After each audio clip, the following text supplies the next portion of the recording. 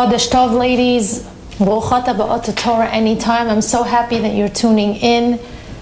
It should be a Chodesh Sameach. Mi shenichnas Adar marbin b'simcha. When Adar rolls around on the calendar, we have to accelerate our simcha. Adar is the month of happiness, v'nahafochu, and where things in life, as drastic as they seem, can change in just a moment, where HaKadosh Baruch Hu could overturn everything. But the question is, are we naturally happy women? This is the month of happiness, and the question is, are we naturally happy? The answer is no. A woman isn't naturally happy. Her nature is sadness. Why is that? Because when Chava was banished from Gan Eden after eating from the Etz Hadat, HaKadosh Baruch Hu said, Arba itzvonech ve'eronech. I shall surely increase your sorrow and your pregnancy.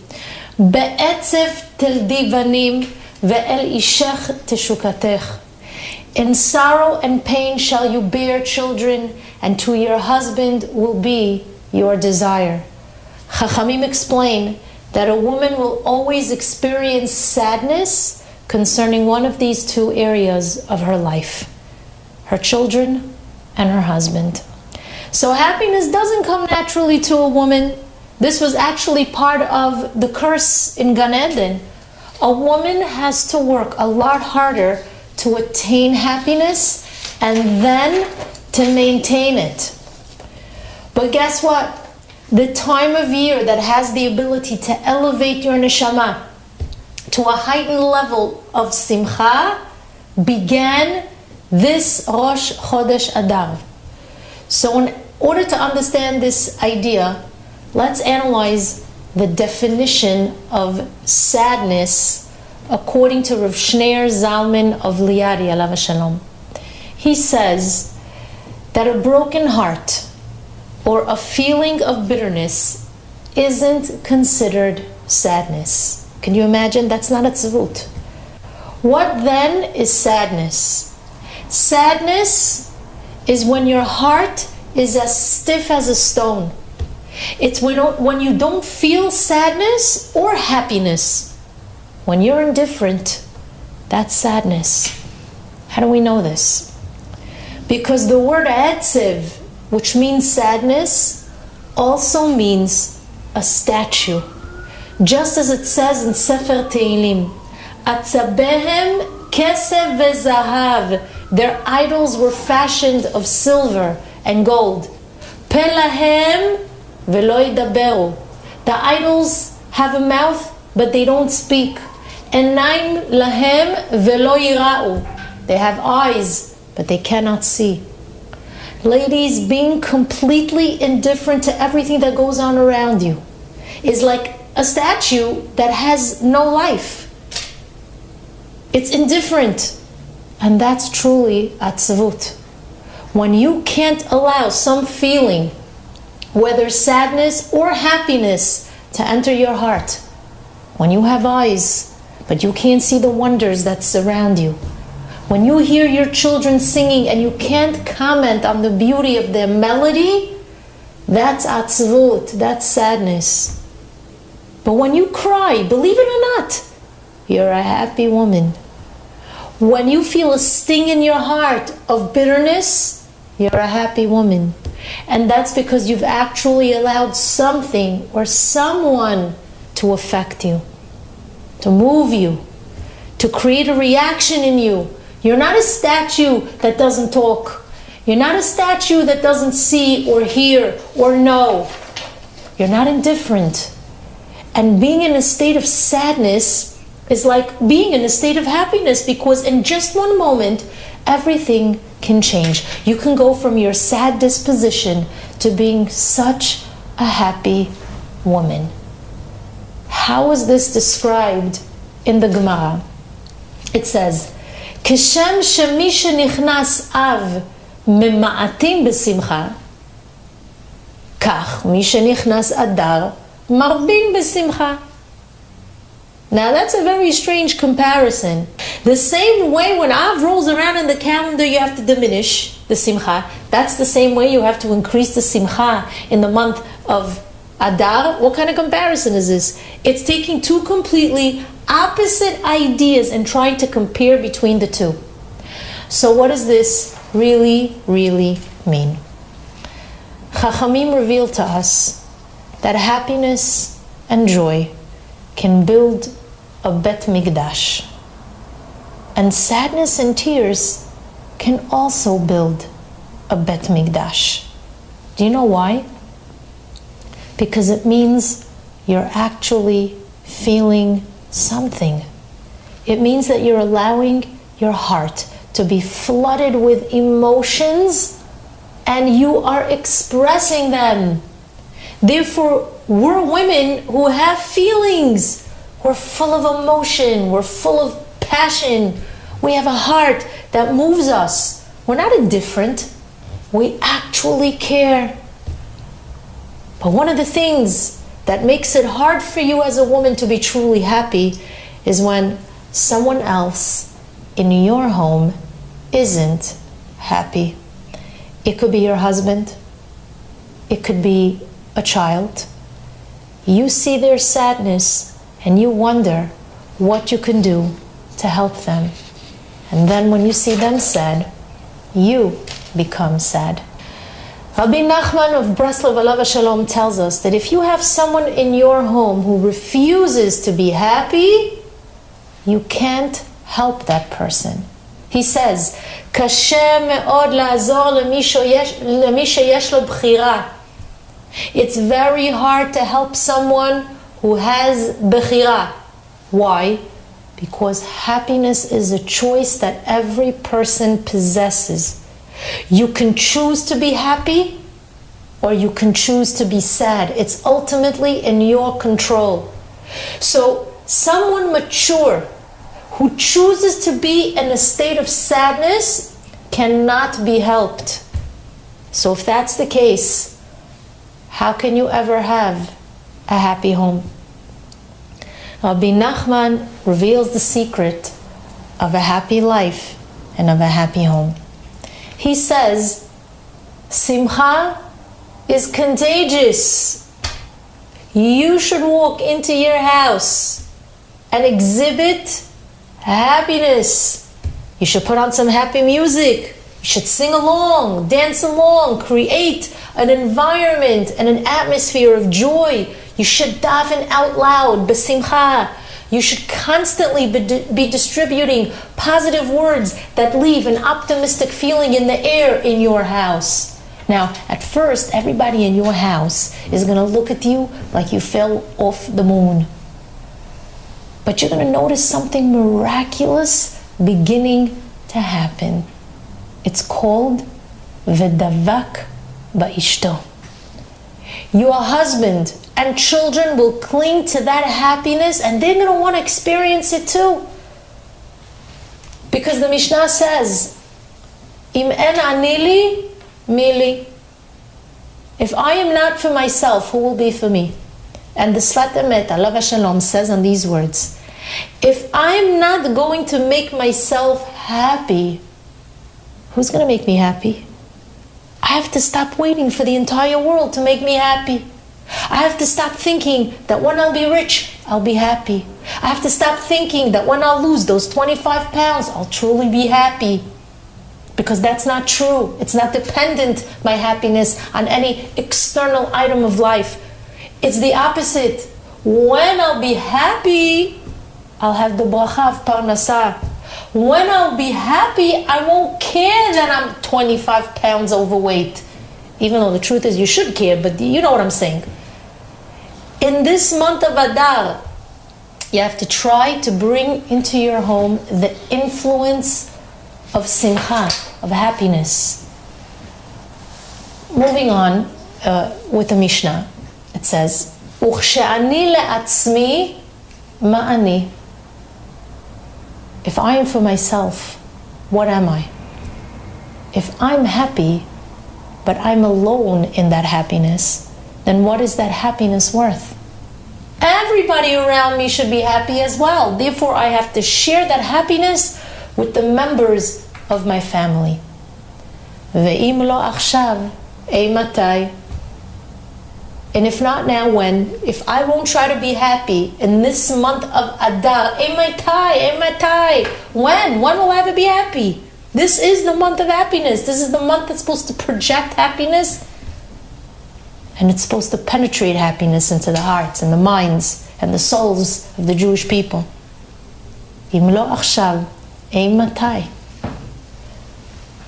The holy Rav Papo alav shalom said that in Adar, there is a special siyata dishmaya that descends into the world in order to help you to be happy.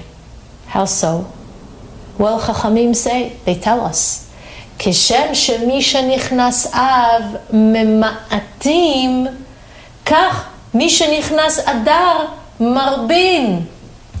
Now let's see.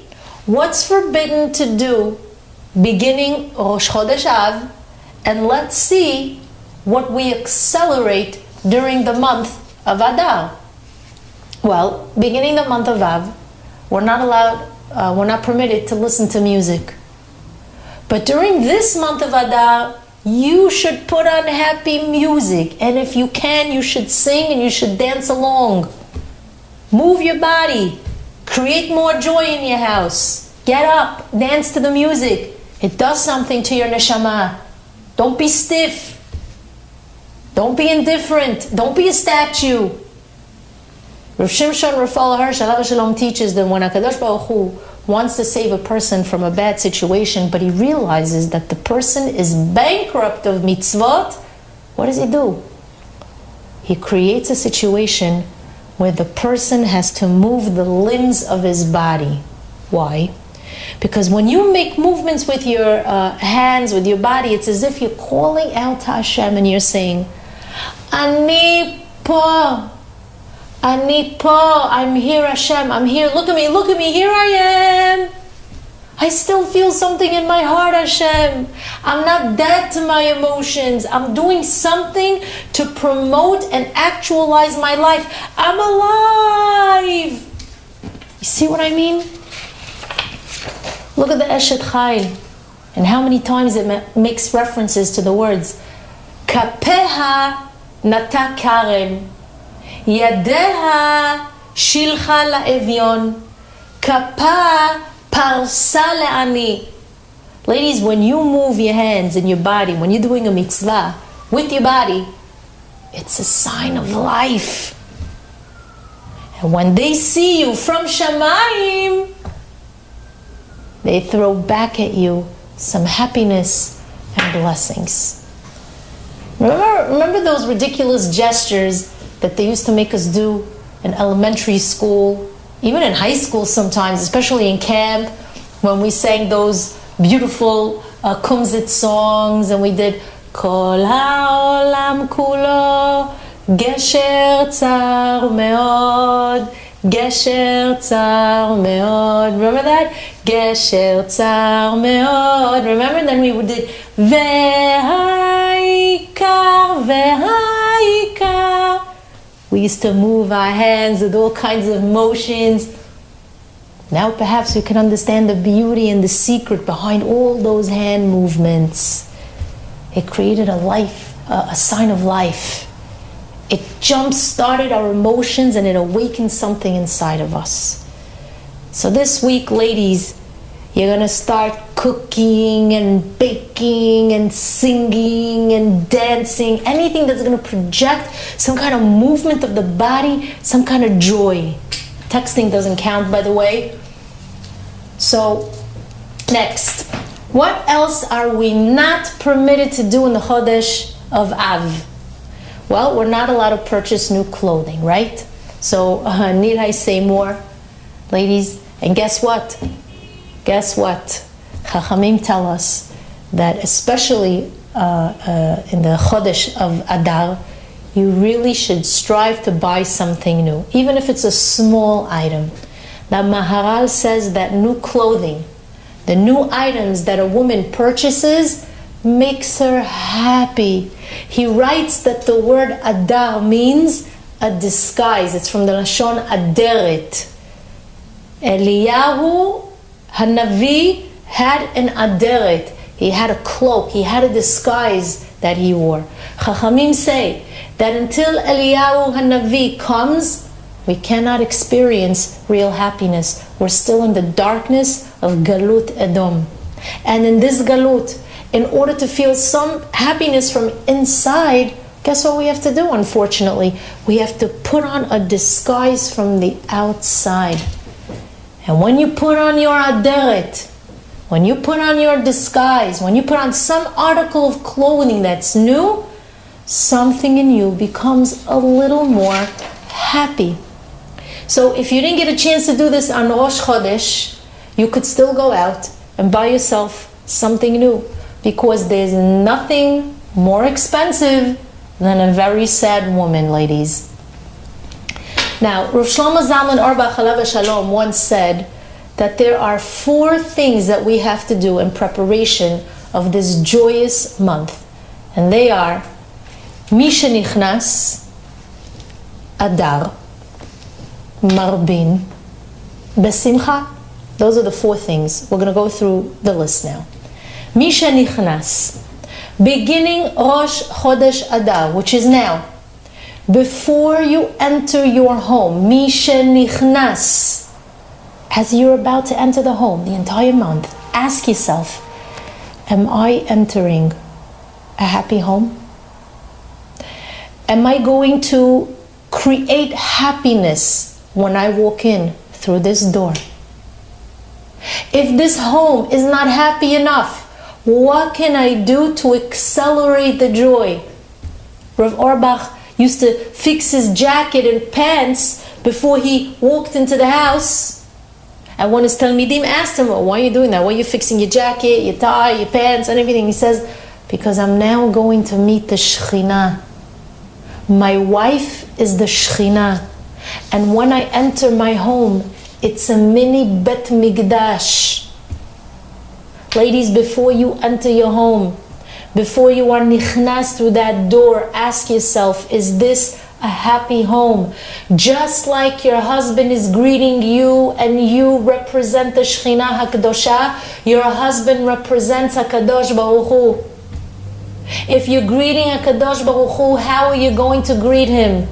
With happiness and joy. The Zohar HaKadosh says that there are 2 couples and their names are Sason Vesimcha.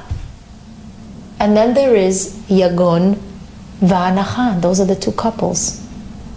What's written on the door to your home, ladies? Does it say, here lives Sason Vesimcha?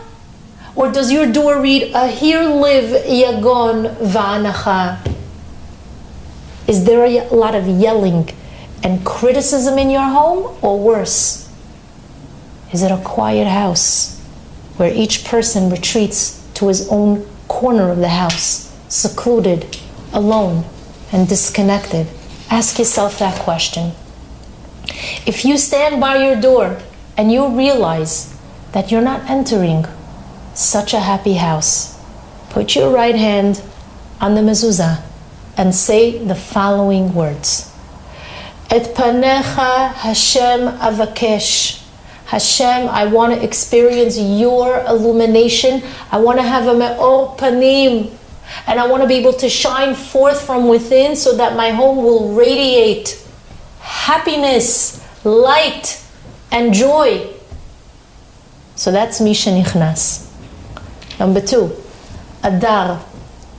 Adar is from the Lashon Aderet, which we learned means a disguise. Ladies, try and disguise some of the things you would want to say. Don't be too straightforward. Not everything that you think has to be said. If you're going to work on this point, you're going to notice a much happier home. You're going to notice much happier children and a much happier husband. That's Adar. Misha Nichnas Adar. Next, number 3. Marbin. We're taught that the word marbin is always in the context of forgiveness, interestingly. As we say, Chanun ha-marbe lisloach. Ladies, we have to work on forgiving people. So many people are sad, not because they're in a machloket with somebody else, but because they're fighting with themselves from within. That means that when you're alone, in the privacy of your own room, and you know that you're angry at your neighbor, and you start conjuring up an entire machloket in your mind, all by yourself, where you say to yourself, oh, if I see her, I'm going to tell her A and B. And if she tells me C and D, I'm going to tell her E and F and G and H and I. Well, it's so important, ladies, that during this month of Adar, to make peace with those that you're conflicted about. Because when you have shalom with those around you, you have peace within yourself. And when you feel peace inside of you, the door of your heart can be open to experience happiness. You know, I always suggest to the ladies that when they create their mishluchei manot, they shouldn't just give them to their neighbors whom they're getting along with. They should try and give a mishloach manot either to someone that has wronged them or to someone whom they wronged. I always try to suggest that. Moving on to the fourth point, we said Mishenichnas, Adar, Marbin, and our last point is Besimcha. Interestingly, ladies, we don't say Marbin et Hasimcha, we say Marbin Besimcha. In other words, don't think you need more in your life in order to attain happiness, because whatever you have in your life already, meaning Basimcha, Tismecha, be happy in that which you already possess. Be happy in everything you already have. In this little house, in my little family, in this little apartment, I'm happy. Marbin besimcha. Be happy with the little bit that you have, and you'll realize how much you truly possess. Marbin besimcha means try and notice how much you really, truly have, and that's going to jumpstart your simcha. Ladies, I gave you a small sample of just some of the things that you could utilize in order to put you on the path towards happiness during this amazing month of Adar. Remember that happiness is a choice. It's a choice you possess. It's in your control. Remember that sadness does not mean bitterness. It doesn't mean feeling pain. True sadness is when you're not feeling anything inside at all, when nothing is affecting you, when you can't seem to express an emotion. Atzvut is from the Lashon Atzabehem, the statues who don't feel and don't see and don't talk and don't know. Remember that tears, that a broken heart and pain means that you're still in a stage of life where you're able to experience some kind of feeling, and that's an amazing thing. That's a positive thing. So you should remember that this month of Adar, you have to accelerate the joy in your home. Accelerate it. You have to make an effort to be happy. And Be'ezrat Hashem, sorrow will vanish. The sorrow and the pain will dissipate. Remember, you have to enter your home this month with a feeling of joy and to create some happiness in the home so that those around you can cling to your simcha, because we said that simcha is outrageously contagious. Trust me. And aderet, some external disguise that will bring you a little bit of joy to your insides. Remember to do that. Remember to make peace with those that you're conflicted about so that you could begin your journey towards true inner peace. And finally, ladies, don't forget the word besimcha. Mi shenichnas Adar, marbin besimcha. We're not only asked to accelerate our joy in the month of Adar, we're asked to become more aware of all the happiness that we should feel for that which we already possessed, but unfortunately haven't managed to see it throughout the other months of the year. So there's so much happiness in our home, ladies, that we're not either aware of it or we choose to ignore it or complain about it. But Chachamim ask us to realize how much we really have in life in this month. And in so doing, that increases the happiness from within. A happy woman breeds a happy home. A happy heart projects outward and affects the inner core of those around you. A happy neshama radiates and inspires and warms the neshamot of those whose hearts are stiff and cold and lifeless. So ladies, in the merit of your simcha Be'ezrat Hashem, may any sorrow in your life be overturned v'nahafocho to joy. In the merit of you forgiving others, may any gzar din that you may have had to experience be reversed in your favor. And Be'ezrat Hashem, may all of our efforts help to build our third Bet Mikdash Bekarov Mamash. Amen. Ken Yehi Ratzon. Have an amazing Chag, ladies. An amazing month of Nisim V'Niflaot. And Be'ezrat Hashem, we'll see each other very, very soon.